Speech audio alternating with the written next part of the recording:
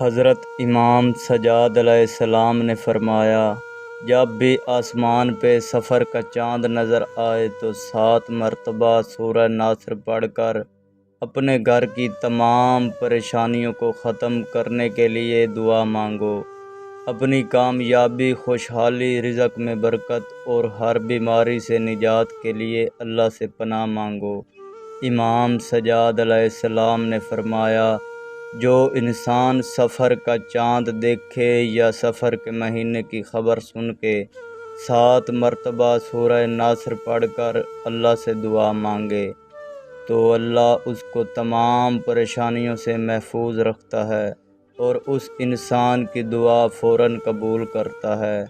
اور کوشش کیا کرو سفر کے مہینے میں حسب توفیق اناج مستحق لوگوں میں صدقے کی نیت سے تقسیم کیا کرو، کیونکہ جو انسان سفر کی شروعات میں اناج کا صدقہ نکالتا ہے تو اللہ تعالیٰ رزق کے غیبی دروازے اس انسان کے گھر کی طرف کھول دیتا ہے اور یوں وہ اپنے گھر میں برکت، خوشحالی اور سکون پاتا ہے۔